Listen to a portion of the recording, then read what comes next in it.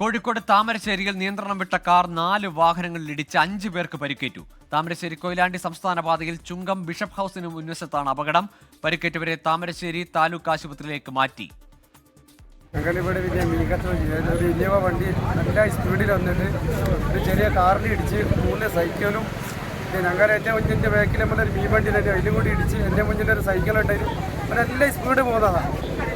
Speed ഭയങ്കര speed തന്നെ പോകാനാണ്. നമ്മൾ 3-4 വണ്ടിൻ്റെ ബാക്കിൽ ഒറ്റ വരവ് നോക്കിയിട്ട് ഞങ്ങളുടെ സൈഡിലായതാണ്. അതുകൊണ്ട് കഴിച്ചില്ലായി. നമ്മൾ 3 ആളോട് സംസാരിച്ചുകൊണ്ടിരിക്കുകയായിരുന്നു. ആ സമയത്ത് അങ്ങനെ സ്പീഡിൽ വന്ന വണ്ടിയാണ്. ആദ്യം ഇടിച്ചിട്ട് നേരെ വന്നിട്ട് മീൻ വണ്ടിക്ക് ഇടിക്കുന്നത്. ഇടിച്ച പാട് വണ്ടി തിരിഞ്ഞു പോയത്.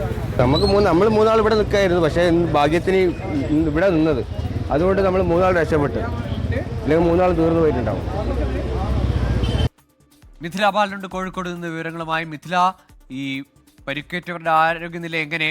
ഇത് അമിത വേഗമെന്ന് പലരും പറയുന്നുണ്ടല്ലോ. ഗോകുൽ, പരിക്കേറ്റവരുടെ ആരോഗ്യനില ഗുരുതരമല്ല എന്നാണ് നിലവിൽ ലഭ്യമാവുന്ന വിവരം. ഇവരെല്ലാം തന്നെ താമരശ്ശേരി താലൂക്ക് ആശുപത്രിയിലാണുള്ളത്.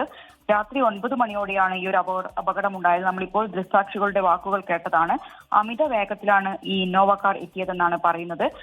കൊയിലാണ്ടി സംസ്ഥാന, അതായത് താമരശ്ശേരി കൊയിലാണ്ടി സംസ്ഥാന പാതയിൽ ചുങ്കം ബിഷപ്പ് ഹൌസിന് മുൻവശത്താണ് ഈ ഒരു അപകടമുണ്ടായത്. ഈ നിയന്ത്രണം വിട്ട ഇന്നോവ 4 വാഹനങ്ങളിൽ ഇടിക്കുകയായിരുന്നു.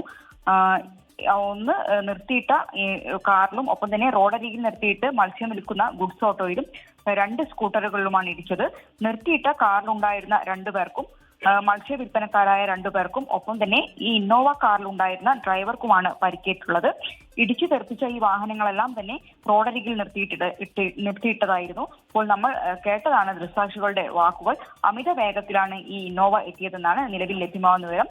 ഇതിനിൽ പരുക്ക് ആരുടെയും ഗുരുതരമല്ല. ഗോകുൽ. ശരി, മിഥില ബാലനാണ് വിവരങ്ങൾ നൽകിയത് കോഴിക്കോട് നിന്ന്.